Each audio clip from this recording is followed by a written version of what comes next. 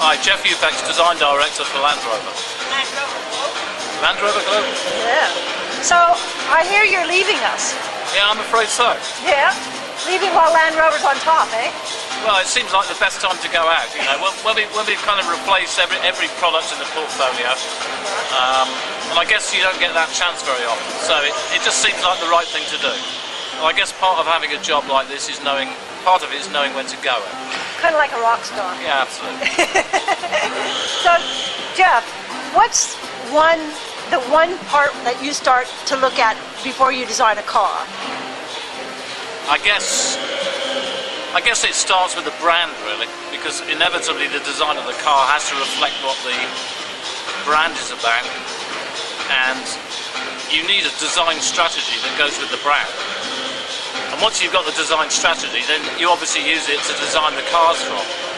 But you really do need something that grounds everybody, because otherwise designers just go off all over the place, yeah? I mean, that's what we're kind of programmed to do, you know, break barriers and things like that. So you need some level of control over what a whole team of designers is actually going to produce. You know, I have to ask you this because right behind you is this 2007 Range Rover. Yeah. And I've been watching cars all day, and side molding. You get some of these cars that have like a 3-inch side molding. Some are 2 inches wide. Your Range Rover has no side molding. I think that side moldings are one of the most, how can I put it? Ugly? Inelegant solutions that actually don't solve a problem. Because if you do an analysis of how cars get damaged, actually side moldings are only a psychological thing, really. They don't actually do anything. And I have to say, I find them pretty damned ugly, and they usually look pretty cheap. And actually that car, really, in a way, the design language is all about being coach-built. Yeah, and you don't put side mouldings on a coach-built car. Right. You know, it's completely the wrong piece of messaging, really.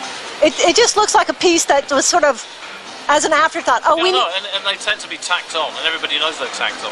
Right. And you know, if you want to design a car that's homogeneous and singular, you don't add bits on afterwards. You know, it actually needs to be a kind of integrated whole thing. Right.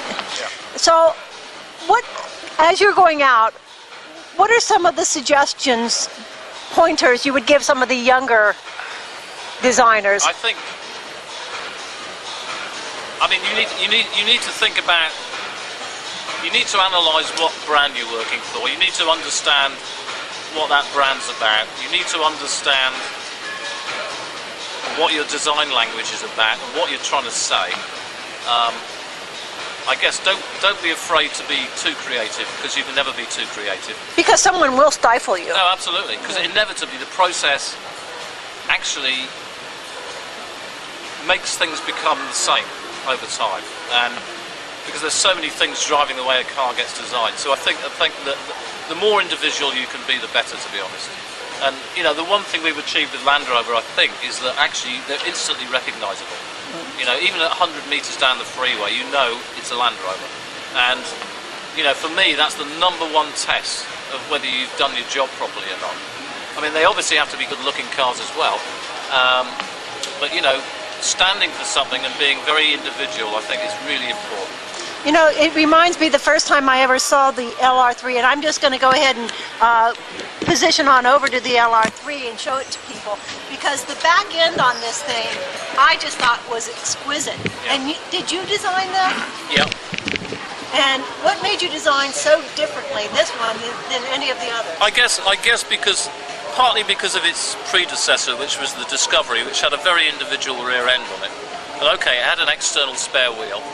But the thing about that car was, if you looked underneath the spare wheel, it was a kind of asymmetric rear end. And this car is very much about architecture and geometry from a design language point of view. And that rear end, we made a deliberate decision to make it asymmetric. And it's not just styling, it's also kind of functional as well, because it means that the loading height is actually lower. It also means the reach-in distance is shorter as well. So there are practical reasons for having done it that way. But you know, if you see this car on the road, you immediately know what it is, and there's no question that it's not an LR3. Who's taking over for you after you leave? My old friend Jerry McGovern. Oh, Jerry, Yeah. right. Yes, and he designed some of the concept Lincolns too. Yeah, but before he did that, Jerry did work on Land Rover. He did the original Freelander. He also did the MGF sports car. And he's a Brit. So I'm more than happy for actually to hand over to Jerry, because I know the brand will be absolutely safe in his hands. Yeah. Have you left him any hidden notes anywhere? Of course I have. Of course you have. And a bottle of anything? Oh, a few bottles of things. Geoff Upex, thank you very much. Thank you very much, Lou Ann.